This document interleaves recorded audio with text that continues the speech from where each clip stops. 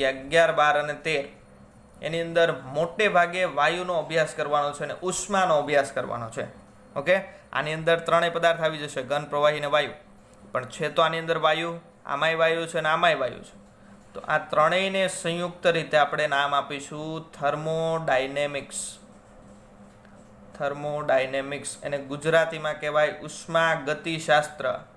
જોજો, ઉષ્મા ગતિશાસ્ત્ર એટલે આ જ ચેપ્ટર છે 12મું, પણ એના 3 ભાગ પાડ્યા છે. બહુ મોટું ચેપ્ટર હતું એટલે 3 ભાગ પાડ્યા છે, 11, 12 અને 13. સંયુક્ત રીતે શું કહેવાય? થર્મોડાયનેમિક્સ એટલે કે ઉષ્મા ગતિશાસ્ત્ર. બરાબર. આ જે વાયુનો ગતિવાદ છે એને શોર્ટમાં આપણે કહીશું કેટીજી. કેટીજી નું ફૂલ ફોર્મ છે કાઇનેટિક થિયરી ઓફ ગેસીસ. કંઈ નથી, આ વાયુનો ગતિવાદ છે એનું ઇંગ્લિશ વર્ઝન છે kinetic theory of gases. Gas એટલે વાયુ અને કાઇનેટિક થિયરી. કાઇનેટિક એટલે ગતિ કરતી અને થિયરી એટલે એનો સિદ્ધાંત, કે ભાઈ ગતિનો સિદ્ધાંત ભણવાનો છે, પણ કોનો? વાયુનો. એટલે એને કહેવાય વાયુનો ગતિવાદ, કેટીજી વડે દર્શાવાય. ઓકે, ચાલો 14 નંબરનું ચેપ્ટર છે. 14 નંબરનું ચેપ્ટર વાયુનો ગતિવાદ પૂરો. ત્યાર પછી 14 નંબરનું ચેપ્ટર દોલનો. દોલનો પણ શબ્દ નવો નથી. દોલન સાંભળતા તમારા મગજમાં એક દોરી છે, એ દોરીને એક છેડે પથ્થર બાંધ્યો છે અને એક છેડો ક્યાંક જોડી દીધો છે, અને એ પથ્થરને આપણે આમ ઘુમાવીએ તો એ શું કરે? દોલન કરતો કહેવાય. બરાબર. તે દોલક, સાદું લોલક, આ બધાનો અભ્યાસ આપણે દોલન ચેપ્ટરની અંદર કરવાનો છે. કે ભાઈ કોઈ પણ પદાર્થને આપણે બાંધીને, દોરી વડે બાંધીને એને આપણે આવી રીતે દોલન કરાવીએ તો એનો વેગ કેટલો, પ્રવેગ કેટલો, એના પર કેટલું બળ લાગે, બધી વસ્તુનો અભ્યાસ દોલન ચેપ્ટરની અંદર કરવાનો છે. 15મું ચેપ્ટર છે અને છેલ્લું ચેપ્ટર છે તરંગો. તરંગ શબ્દ સાંભળતા પણ મગજમાં થોડીક હાઇલાઇટ થઈ છે. તરંગ ક્યાં આવે છે? અહીંથી હું બોલું છું, તમે સાંભળો છો. કોના કારણે? તરંગના કારણે. સૂર્ય પરથી પ્રકાશ પૃથ્વી પર આવે છે, કોના કારણે? તરંગના કારણે. બરાબર. એટલે તરંગો વગર જીવન જ અશક્ય છે. મારી સામે હું કોઈ પદાર્થને જોઉં છું, તમે અત્યારે મોબાઈલની અંદર વિડીયો જોવો છો, કોના કારણે? કે જે વિડીયો જે છે ત્યાંથી પ્રકાશ આવે છે તમારી આંખમાં, તો એ તરંગ છે. તરંગ વગર જોઈ પણ ના શકાય, બોલી પણ ના શકાય, સાંભળી પણ ન શકાય. બરાબર. એટલે આ બધું કોના આધારે છે? તરંગના આધારે. તો તરંગોનો અભ્યાસ આપણે કરવાનો છે ચેપ્ટર નંબર 15માં. જો કે આમ ચેપ્ટર થઈ ગયા છે આપણે 11માં 15 ચેપ્ટર, પણ પહેલું ચેપ્ટર આપણે કાઢી નાખવાનું છે. એટલે ટોટલ કેટલા થયા?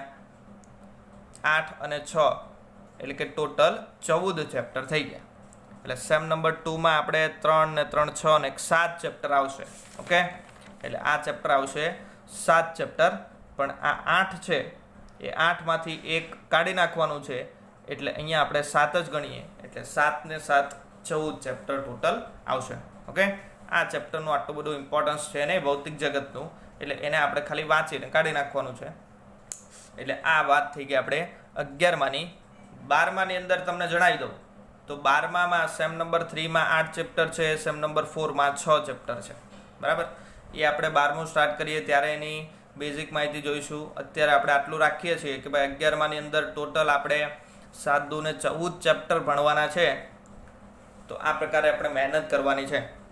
બીજી વાત કરી દઉં, ચેપ્ટર ભણવાના છે કેવી રીતે, આપણે ભણવાની ટેકનિક ફિઝિક્સની અંદર કેવી રીતે ચાલશે એની હું વાત કરી દઉં. કે ચેપ્ટર વાઇઝ જવાનું છે, પણ આપણે સૌથી પહેલાં ટોપિક વાઇઝ જવાનું છે. ટીચિંગ ટેકનિકની વાત કરી દઉં. ટીચિંગ ટેકનિકની વાત કરી દઉં કે ભણાવવાની આપણી મેથડ છે કઈ પ્રકારની રહેશે. પહેલાં તો કોઈ પણ ટોપિક ભણવાનો, કે માની લો કે ઘન પદાર્થના યાંત્રિક ગુણધર્મો ચેપ્ટર આપણે ચાલે છે, તો એની અંદર ઘણા બધા ટોપિક્સ હોય એક ચેપ્ટરની અંદર, 5, 6, 7, 10, 12 કોઈ પણ ટોપિક્સ હોય. તો એમાંથી આપણે પહેલાં એક ટોપિક ભણવાનો. બરાબર. એ ટોપિક ભણવાનો, પછી એ ટોપિકના કેટલા પ્રશ્નો પૂછાઈ શકે એ ભણવાના, પછી એના MCQ ભણવાના. કે ભાઈ આ ટોપિકમાંથી કઈ કઈ પ્રકારના એમસીક્યુ જી નીટમાં પૂછાઈ શકે એ ભણવાના, બરાબર. અને આવા ઘણા બધા ટોપિક ભણી દો પછી આખા ટોપિક્સ ભેગા થઈને જે ચેપ્ટર બનાવે છે, એટલે કે 9મું ચેપ્ટર, એ ચેપ્ટરનું આખું આપણે રિવિઝન કરવાનું. માની લો 9 નંબરના ચેપ્ટરમાં 6 ટોપિક આવે છે, તો પહેલાં આપણે 6 ટોપિક ભણવાના. એક ટોપિક પૂરો થાય એટલે એના એમસીક્યુ જોવાના, બીજો ટોપિક ભણવાનો, બીજો પૂરો થાય એટલે એના એમસીક્યુ, ત્રીજો, એવી રીતે ટોપિક વાઇઝ જવાનું અને ટોપિક પૂરો થાય એટલે એના એમસીક્યુ જોવાના. જી નીટમાં કઈ કઈ પ્રકારના એમસીક્યુ પૂછાઈ શકે એ જોવાના. પ્લસ જી નીટની એક્ઝામ છે તો એ મોસ્ટ ઓફ કેવી રીતે લેવાય કે જે આગળના વર્ષોમાં જે પ્રકારના એમસીક્યુ પૂછાઈ ગયા હોય ને એ પ્રકારના પૂછાય. જોજો, એ પ્રકારના પૂછાય, એ જ પૂછાય એવું નથી કે માની લો કે નીટની એક્ઝામ 2019માં લેવાણી, તો 2019માં ઘન પદાર્થના યાંત્રિક ગુણધર્મો ચેપ્ટર છે, એમાંથી દાખલા તરીકે 2 એમસીક્યુ પૂછાણા હતા, તો એ 2 એમસીક્યુ આપણે જોવાના. કઈ પ્રકારના પૂછાણા છે, કયા ટોપિકમાંથી પૂછાણા છે, એટલે એ પ્રકારથી આપણને એટલીસ્ટ અંદાજ આવી જાય કે ભાઈ આ ટોપિકમાંથી પૂછાવાની શક્યતા વધારે. તો આપણે એ પણ જોઈશું કે ભાઈ 9મું ચેપ્ટર છે તો એની અંદર આટલા ટોપિક છે, એમાંથી મોસ્ટ ઓફ ગયા વર્ષના પેપરનું આપણે એનાલિસિસ કરીએ એટલે મોસ્ટ ઓફ આ ટોપિકમાંથી એમસીક્યુ વધારે આવે છે, તો એ ટોપિકના એમસીક્યુ પર આપણે ખાસ ધ્યાન આપીશું, બરાબર છે. એટલે સૌથી પહેલાં આપણે ટોપિક ભણવાનો, ટોપિક ભણીને પછી એમસીક્યુ એના જોવાના, એમસીક્યુ જોઈને પાછા આપણે એના પ્રીવિયસ યરના એમસીક્યુ જોવાના. પ્રીવિયસ યર એટલે પહેલાંના વર્ષોના એમસીક્યુ, બરાબર.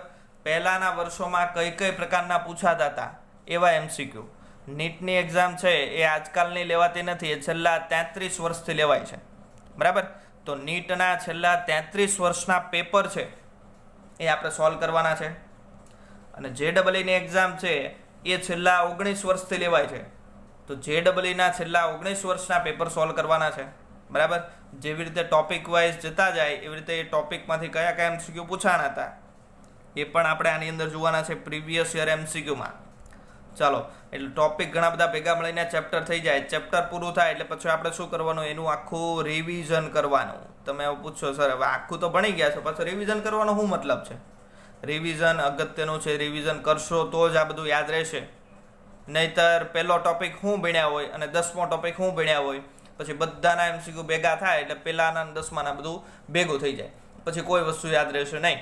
એટલે ટોપિક ભણો પછી આખું એનું રિવિઝન કરવાનું રહેશે, બરાબર. અને રિવિઝન પતી જાય એટલે કે એક ચેપ્ટર પતી જાય પછી એની એક મોટી એવી ટેસ્ટ આવશે, એમસીક્યુની ટેસ્ટ આવશે, બરાબર.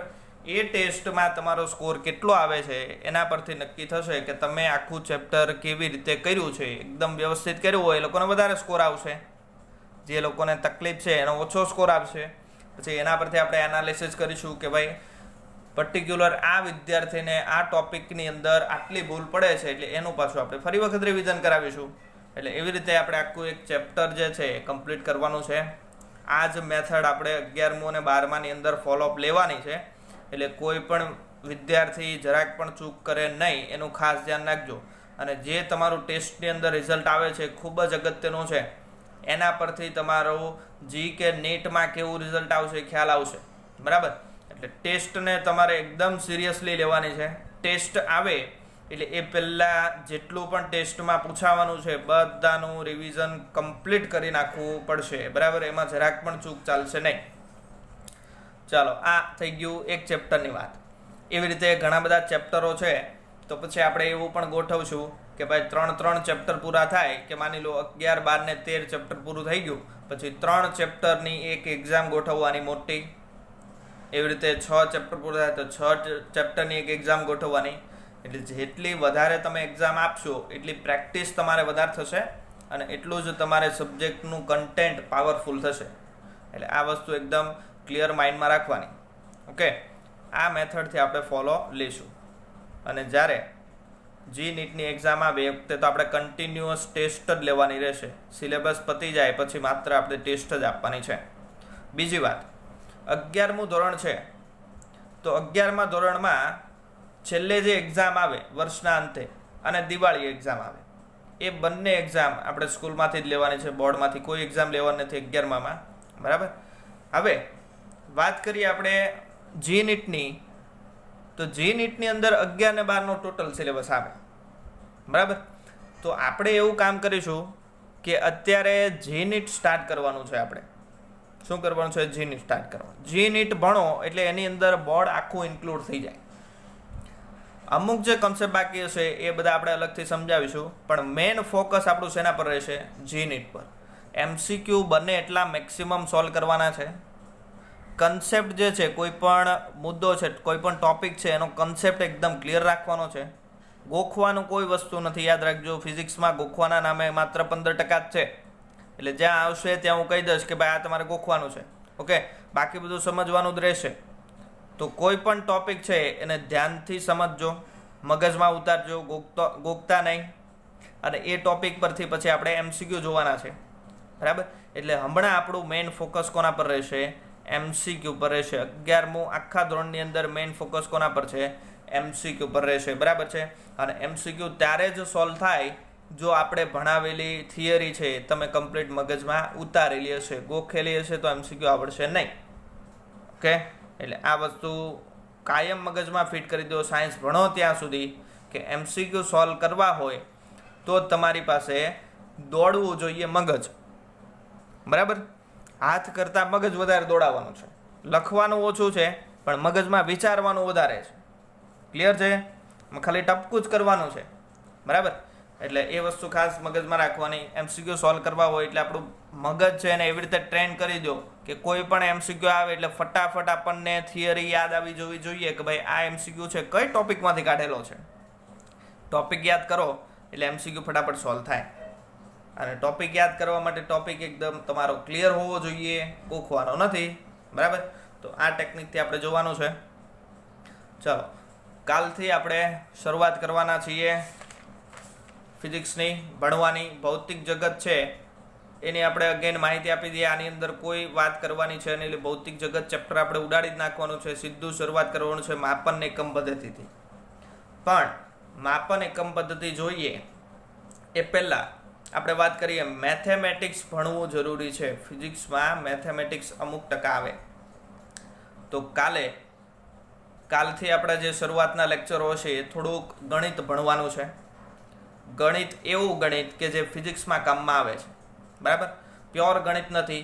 જે ગણિત ફિઝિક્સમાં માત્ર લાગુ પડે છે એવું જ ગણિત આપણે ભણવાનું છે.